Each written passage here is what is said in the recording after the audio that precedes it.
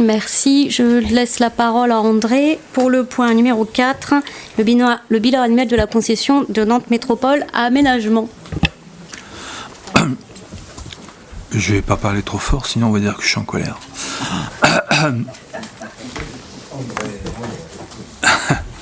Non mais c'est pas de ma faute, j'ai l'herbe haut, j'y peux rien.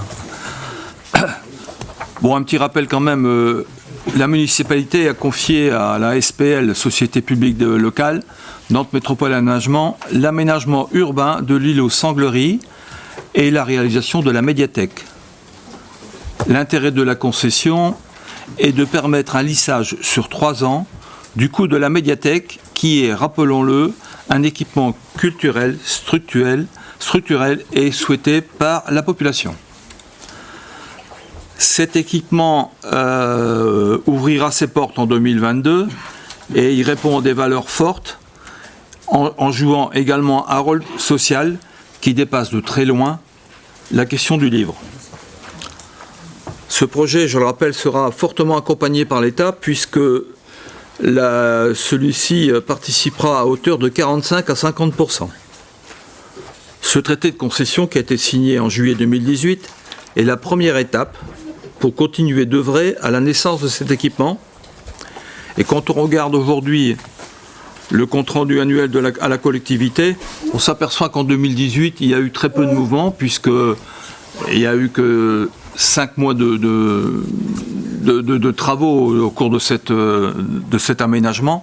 Et on remarque une dépense de 35 000 € qui correspondent exactement à la rémunération des personnes qui ont travaillé les études et puis Nantes Métropole Aménagement en partie. C'est tout ce qu'on retrouve sur 2018. Si on regarde un peu plus loin, 2019, il y aura aussi que de la rémunération. C'est à partir de 2020 que finalement, il y aura donc des achats, notamment du foncier, puisque je pense que cette année, Nantes Métropole Aménagement va acheter la propriété Durand, oui c'est ça, hein, et que va commencer les emprunts que va devoir faire Nantes Métropole Aménagement et qui occasionnera forcément des frais. Voilà, si vous avez des questions, je suis à votre disposition.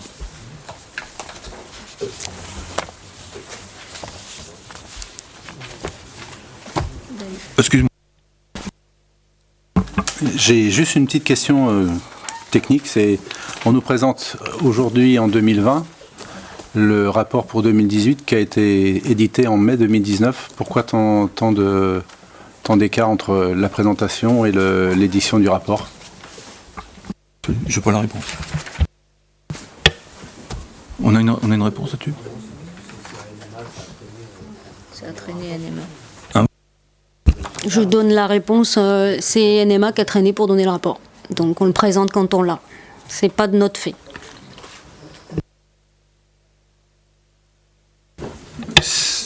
Y a-t-il d'autres questions? Je propose de passer au vote.